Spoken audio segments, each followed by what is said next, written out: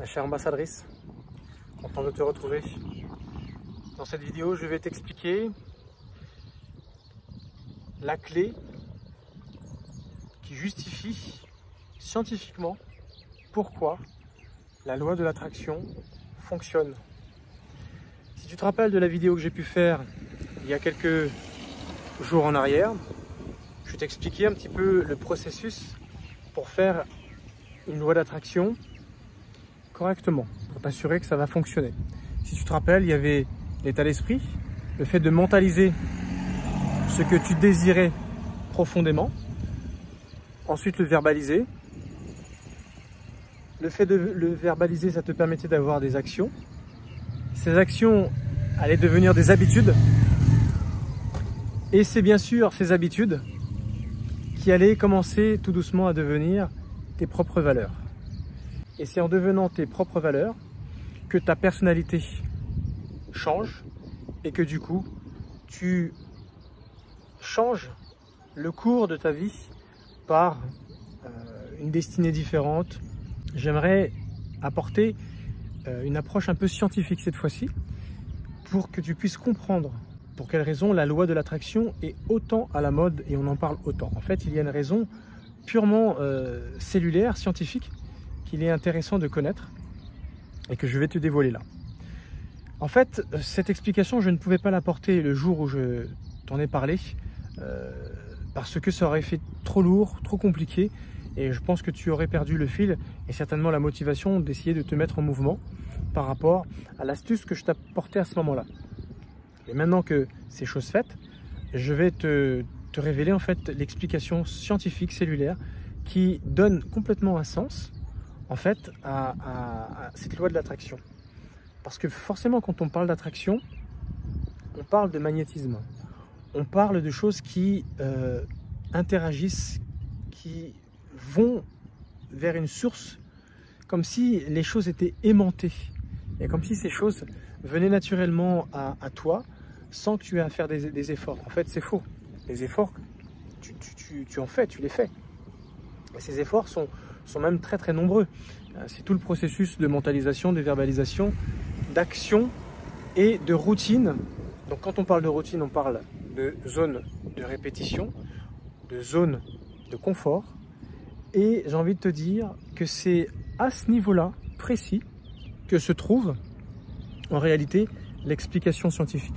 Lorsque tu commences à changer tes habitudes, il faut savoir que ces habitudes, tellement qu'elles deviennent importantes, présentes dans ta vie, elles auront cette tendance à devenir un marqueur épigénétique.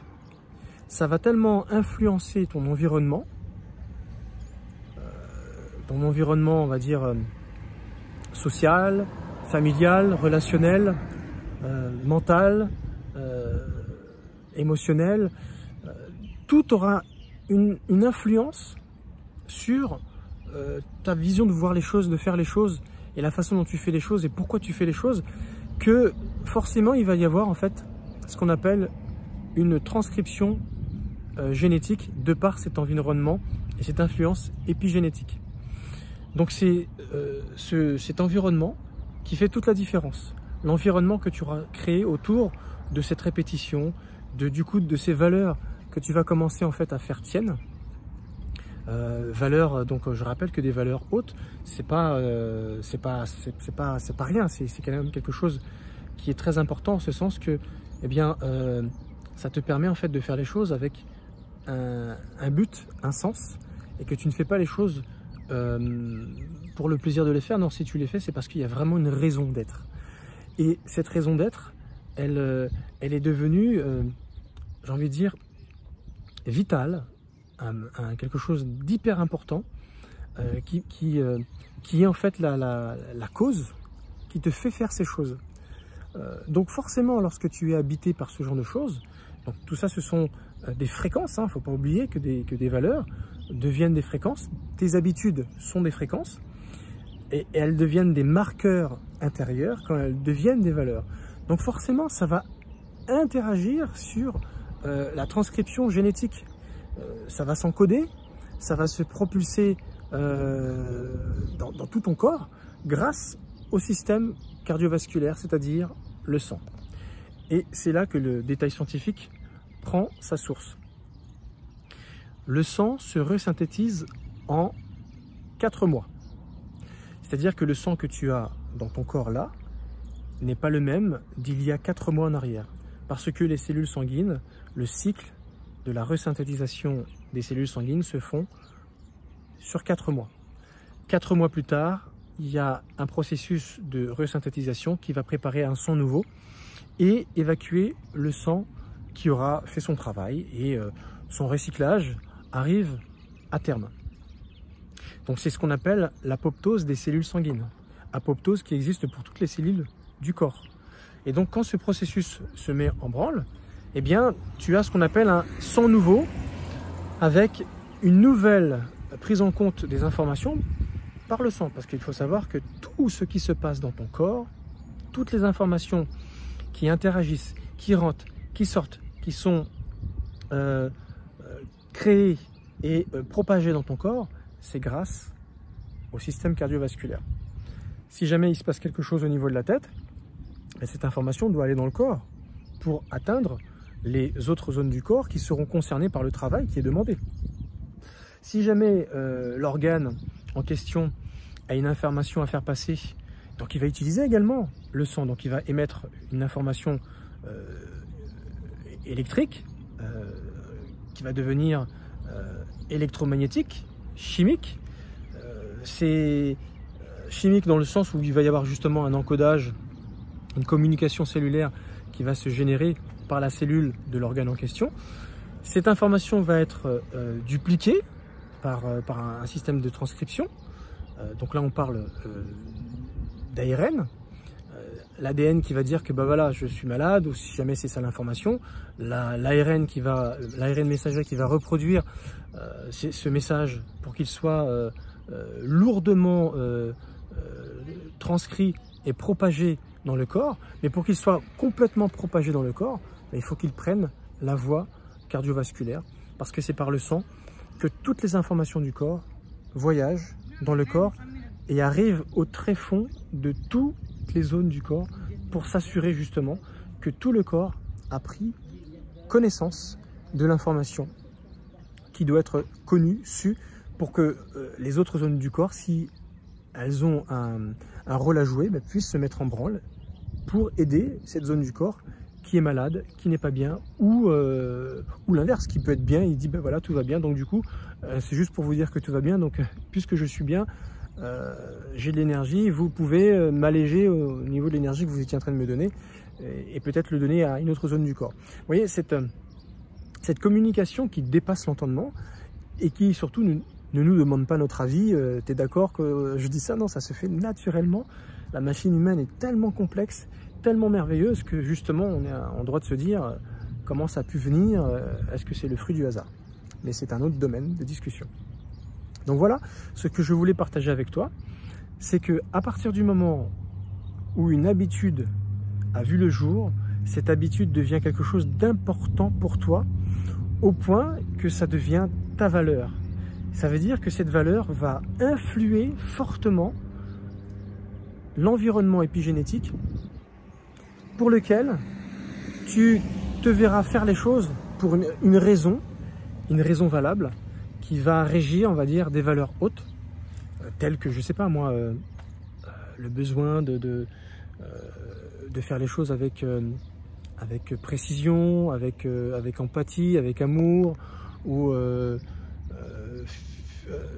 faire les choses pour entraider, ce besoin d'être dans l'entraide. Enfin voilà, j'ai inventé une valeur, celui de l'entraide, de l'altruisme, et le fait d'avoir tellement mentalisé une action, l'avoir verbalisé, l'avoir traduit en action, tu t'es dit mais c'est super, en fait ça me plaît de faire cette action, c'est devenu une habitude, mais une habitude qui est devenue une règle d'or. Et ça devient une règle d'or à partir du moment où ça devient ta valeur, tout simplement. Et c'est cette règle d'or, cette valeur, qui a fait en sorte que cette information qui s'est transcrite dans ton système cardiovasculaire a été propagée dans tout ton corps, si bien que du coup, lorsque tu fais cette action, c'est tout ton corps qui y participe, parce que cette information qui est devenue du coup cellulaire est transmise dans tout ton corps, si bien que tu es habité par cette habitude et cette valeur. Forcément, on sait pertinemment dans la loi de l'attraction que les choses qui vibrent sur la même longueur d'onde s'attirent. Donc forcément, tu vas attirer les personnes qui vont émettre la même vibration que toi. Là, j'ai pris l'exemple de l'altruisme, de l'entraide. Forcément, si jamais tu es sur cette longueur d'onde, cette dynamique, tu vas forcément attirer des personnes qui vont aimer faire ce genre de choses, qui vont prendre également cette façon de faire, cette façon d'être, cette façon d'agir comme une raison d'être. Et c'est en ce sens que la loi de la similitude et la loi de la contiguïté fonctionnent énormément. La similitude, c'est quoi? C'est-à-dire, ceux qui se ressemblent s'assemblent. Ça, c'est la similitude. Et la contiguïté, c'est qui s'assemblent se ressemblent. C'est-à-dire qu'à force d'être ensemble, on finit par se ressembler. Donc là, c'est tout à fait cette règle. Et la loi de l'attraction, j'ai envie de te dire, c'est ni plus ni moins cette loi de la similitude et de la contiguïté. Tout simplement. Le fait de penser la même chose sur une valeur haute, ben, on est attiré. Et en un coup d'œil, on repère la personne qui est comme ça. Parce qu'on n'a qu'à regarder ses actions et on comprend tout de suite la personne. N'oublie pas ce que je t'ai déjà dit une fois. Lorsque tu veux vraiment connaître à qui tu as affaire, n'écoute pas ce qu'elle te dit. Regarde ce qu'elle fait. Parce que c'est au travers de ses actions que ces actions transpireront véritablement ce qu'elle est intérieurement. Parce que la bouche peut dire n'importe quoi. Tout ce qui te passe par la tête, tu peux le dire. Ça peut être n'importe quoi. Ça peut être futile, ça peut être des choses en l'air. Surtout si jamais tu as affaire à des beaux parleurs, comme le pervers narcissique, qui a l'art et la manière d'avoir un verbe très développé lorsqu'il s'agit de se victimiser ou de faire passer les autres pour mauvais, toujours par un système de triangulation, jamais en le disant en face des personnes, mais c'est toujours en disant par derrière à d'autres personnes, pour que ça interagisse sur la personne visée et inversement sur la personne à qui il le dit. Tout ça, tu vois, c'est pas des choses qui sont bonnes. Donc forcément, ça n'ira pas avec ton système de valeurs. Fais attention quand tu t'intéresses à une personne de bien regarder ses actions, parce que c'est au travers de ses actions que tu apprendras à savoir qui il est. Forcément, si jamais ces actions te plaisent, ces actions te séduisent, bah, tu seras attiré. Et c'est comme ça qu'en fait la loi de la similitude et la contiguïté fonctionne. Donc du coup, je viens de te révéler pour quelles raisons, eh bien, sur un plan, on va dire, complètement chimique, scientifique, pour quelles raisons la loi de l'attraction fonctionne aussi bien. C'est parce que tout simplement, à force de faire quelque chose, tu es tellement habité par cette chose, par cette valeur qui n'était pas tienne au départ, mais simplement tout le travail d'avant, mentaliser, verbaliser, action, habitude, valeur, personnalité. Et forcément, les gens quand ils te voient comme ça, ils disent ah ouais, ça c'est ce que fait cette personne, ça me plaît beaucoup. J'ai qu'une envie, c'est de la suivre ou de la connaître ou d'en apprendre de cette personne parce que ce qu'elle fait, ça me plaît, ça correspond à mes valeurs. Voilà pour quelles raisons tu vas attirer les bonnes personnes à toi. Alors que ça soit en finance, que ça soit en amour, que ça soit un idéal philosophique, religieux, peu importe, que ça soit une activité de loisir, peu importe. À partir du moment où tu es habité par quelque chose, tu finis toujours par attirer les personnes qui sont sur la même longueur d'onde que toi. Voilà comment fonctionne la loi de l'attraction. Je viens de te donner donc l'explication purement chimique, scientifique. J'espère que je ne t'ai pas trop embrouillé, mais juste une parenthèse, et une parenthèse qui a toute sa valeur. Comme je viens de te dire que la resynthétisation du sang, ça met 4 mois à se faire. Ce qui veut dire que lorsque tu veux intégrer une nouvelle information et que tu voudrais faire de cette information quelque chose qui va faire partie de ta personnalité, donc c'est-à-dire de tes valeurs, de tes habitudes, de tes actions, il faut un minimum, je dis bien un minimum, de 4 mois pour que la loi de l'attraction sur ce désir-là puisse être effective. Tu as compris? Donc c'est très important ce que je te dis, parce que souvent il y en a qui le font, au bout de 3 semaines, un mois, ils se disent « ouais, c'est nul, ça marche pas ». Parce qu'ils ne l'ont pas suffisamment fait, l'état d'esprit n'était pas bon et la détermination n'était pas au beau fixe. Donc 4 mois, c'est un minimum. C'est pour ça que dans la vidéo précédente, quand je te disais le processus, je te disais fais-le jusqu'à ce que tu aies des résultats. Il faut vraiment avoir cet état d'esprit, j'aurai les résultats. Parce que c'est tout simplement pas possible de laisser passer une aussi belle valeur. Non, ça va m'habiter, ça va faire partie de ma vie. Et quand tu fais ça, bah forcément, tôt ou tard, tu vas changer. En changeant ton mental, tu vas changer chimiquement à l'intérieur. Et c'est comme ça que la loi de l'attraction va s'opérer. Donc dis-toi bien une chose, c'est que ce qui est en ligne de mire, avant que la loi de l'attraction fonctionne, c'est ton état d'esprit. Tout vient de là. Si tu fais bien ce travail dès le départ, le reste c'est qu'un jeu d'enfant. Simplement, accepte que ça dure un certain temps et que tout ne vienne pas comme ça. Sinon ce serait trop facile. Hein. Donc voilà, il n'y a plus qu'à maintenant. Je te remercie de m'avoir suivi, je te souhaite une très bonne soirée, je te dis à la prochaine vidéo. Ciao.